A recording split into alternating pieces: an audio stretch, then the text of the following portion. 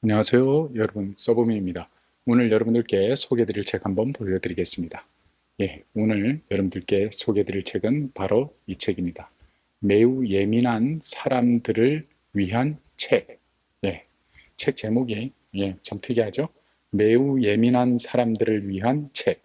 이 책의 저자는 전홍진 저자의 책이고요. 그리고 출판사는 글항아리에서 출판한 책입니다. 이 책 역시 제가 그 서평단으로 선정이 되어서 협찬받아서 읽어보게 된 책입니다. 먼저 보면요. 이 책의 저자이신 전홍진 작가 이분은 본업이 이제 그 정신건강의학과 교수시네요. 그리고 뭐 이제 서울대 의대 이제 학사, 뭐 석사, 박사 학위를 여기서 이제 다 거치고 그리고 이제 뭐 또 그 쓴 책으로는 4차 산업혁명과 병원의 미래에 관련해서 뭐 쓴 책이 있습니다.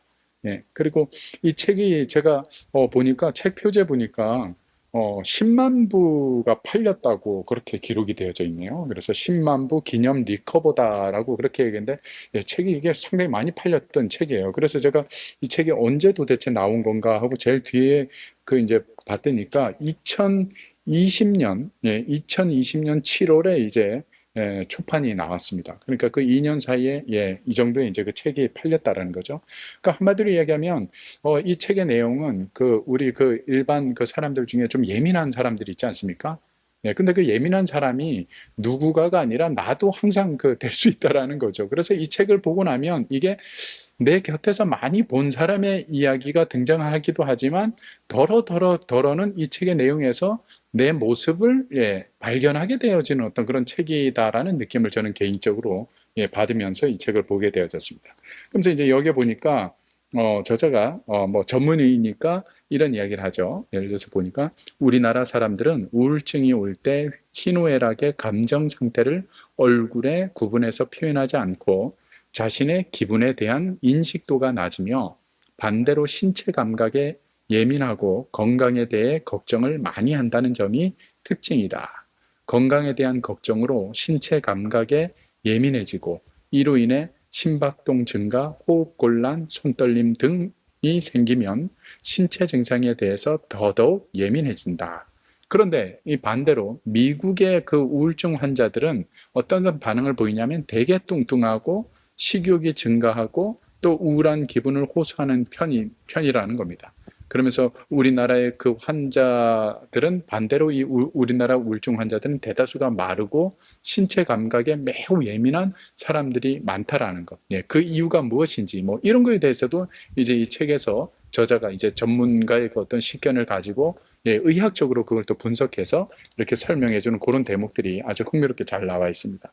그리고 여기에 보니까 이제 그 많은 지나치게 예민해서 그 어떤 그 공포증 같은 거에 대해서 이렇게 막 고생했던 어떤 그런 사람들, 유명인들, 뭐 예를 들어서 여기 책에 보니까 뭐 스티브 잡스나 또 영국의 그 뉴턴, 뭐 이런 사람들, 이런 사람들이 그 자신들의 그 어떤 그 예민함 때문에 생겨난 어떤 그런 어려운 문제들, 그런 힘든 과정을 어떻게 이제 그들이 극복했는지 여기에 대해서도 뭐 이렇게 이제 이야기해주는 그런 대목들이 아주 뭐 재밌게 그렇게 이렇게 소개를 하고 있습니다. 여기에 보면 한 사람만 예를 들면 스티브 잡스에 대해서 이제 여기에서 저자가 이런 설명을 합니다. 공포증이나 만성적인 불안, 우울증, 신경증은 흔히 어린 시절의 트라우마와 관련이 있다. 환공포증은 어린 시절 자신을 거부한 것에 대한 분노와 두려움이 어머니의 모성을 형상하는 둥근 모양에 대한 공포에 담겨 있을 수 있다. 이 스티브 잡스가 그 환공포증이 있었다라는 겁니다. 이 환공포증이라는 건 뭐냐면 이 동그란 거에 대한 그 뭐 단추같이 이렇게 동그란 것에 대해서 아주 지나치게 그 공포를 갖는 어떤 그런 심리가 있었는데 이런 것이 이제 어릴 때 친부모로부터 이제 버림받고 뭐 하는 그런 과정에서 이 생겨난 거다라고 이렇게 이제 이야기를 하면서 스티브 잡스는 이러한 어떤 그런 이런 예민함에 대한 어떤 이런 것 때문에 생겨난 이런 환공포증이나 불안, 초조, 우울 뭐 이런 것들을 어떻게 극복을 했냐면 여기서 저자는 이제 이것을 이렇게 진단합니다. 잡스는 자신의 이야기를 공개적으로 할 정도로 트라우마를 극복하고 잘 승화시켰다. 이로써 그는 세상을 바꿀 놀라운 계기들을 선물했다. 여기에는 잡스의 천재성, 미국의 사회적 포용성과 창의력에 대한 존중, 잡스의 자존감을 높여주려 했던 양부모의 노력과 사랑이 있었다. 예, 뭐 이런 식으로 이야기를 하면서 과연 이 스티브 잡스가 만약에 한국에 태어났었으면 이런 위대한 사람이 될 수 있었을까? 뭐 이러한 것들에 대해서도 이렇게 이제 질문을 던져주고 하는 이런 대목들이 아주 참 신선하고 괜찮은 그런 내용이었습니다. 그리고 여기에 보면 그 예민한 사람들 가운데 그 어떤 감정 기복이 심한 사람들 있지 않습니까? 네, 거기에 대해서도 이렇게 언급을 하고 있어요. 감정 기복이 심한 사람은 마치 성격이 까탈스럽거나 변덕을 부리는 것처럼 보입니다. 하지만 자세히 들여다보면 감정 기복의 문제임을 알 수 있습니다. 이것을 비전형 우울증이라고 합니다. 하면서 이렇게 이 감정 기복이 심한 사람들 있지 않습니까? 이런 사람들은 이 감정 기복 심한 것을 어떻게 개선을 해 나가면 되는지에 대한 그 어떤 방법도 몇 가지 이렇게 소개를 하고 있습니다. 첫째는 식욕이 증가하고 밤에 폭식증이 많이 나타난다는 거죠. 이런 사람들의 특징이. 그래서 그 다음에는 이제 늦게 자고 또 늦게 일어나는 그런 특성이 있다라는 겁니다. 감정 기복이 심한 사람이. 그리고 또 몸이 무거워서 주로 누워만 지내는 경우가 많이 있고, 뭐 인스턴트 식품 같은 거 이런 것들을 이제 많이 먹게 되는 그런 경우가 많다라는 거죠. 그리고 이제 또 하나 중요한 것은 타인에게 거부당하는 것에 대해서 아주 민감하다라는 겁니다. 이 감정 기복이 심한 사람이. 그래서 이걸 가지고 전문 용어로 거부 민감성이라고 이제 뭐 그렇게 표현을 한다라고 이렇게 이제 저자가 이야기를 해주고 있습니다. 그러면서 이 감정 기복이 이렇게 심한 사람들은 이것을 어떻게 그 전문의 도움을 받아서 이 문제를 해결할 수 있느냐, 몇 가지 이제 방법을 제안을 해주고 있습니다. 저자가. 이 감정 기복이 심한 사람은 첫째, 핵심은 일찍 자고 일찍 일어나야 된다라고 그렇게 이제 충고를 해주고 있습니다. 일찍 자는 것과 일찍 일어나는 것 중에 더 중요한 것이 어떤 것이냐면 일찍 일어나는 게 더 중요하다라고 저자는 이렇게 이야기를 하고 있습니다. 그래서 늘 오전 7시에 일어나려 시도해보면 어떨까요? 이렇게 제안을 합니다. 새벽 2시, 3시에 자도 7시에 일어나는 겁니다.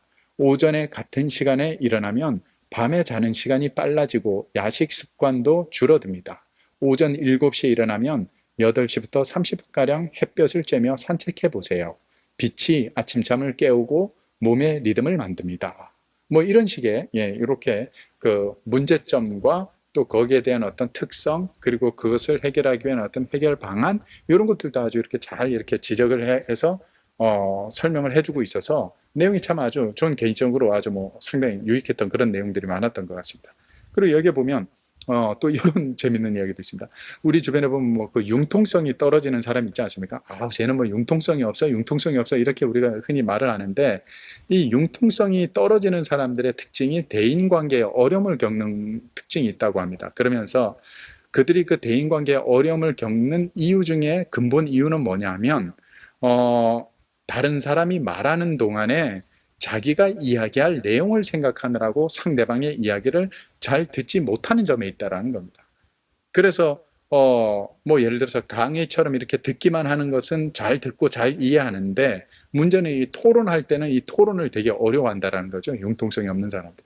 뭐 이런 대목들 아주 뭐 흥미롭고 참 재밌죠. 이런 부분들을 이렇게 이제 저자가 이제 기록을 해줬고요. 그리고 제 개인적으로 제가 너무 공감하면서 봤던 내용, 야 이건 내 얘기다 하면서 제가 이렇게 공감했던 그 내용은 지나치게 예민한 사람 가운데 그 문단 속에 대한 그 강박증을 가지고 있는 사람이 있다는 거죠. 저도 개인적으로 뭐 이제 집안에 이제 저만 제외하고 다 딸 둘이 있고 아내고 이제 다 여자들이니까 제가 지켜야 된다라는 그런 생각 때문에 더 그런 강박증이 생긴지 모르겠는데, 항상 문 제대로 잠겨 있는지 뭐 그거 이제 확인하고, 그리고 이제 식구들이 이제 신발 막 벗어놓은 거 그거 이제 바로 이제 나가면서 신을 수 있게끔 그 다 이렇게 돌려놓고 정리하고, 그리고 이제 잠자리에 드는 게 이게 어느 순간부터 저에게도 이게 완전히 습관이 된 것 같아요. 근데 뭐 어떤 때는 안 하는 날도 이제 뭐 제법 이제 있기는 한데, 이게 이제 계속 이제 하다 보면 이게 이제 강박으로 이제 작용을 하게 되어지겠죠. 그래서 여기 보면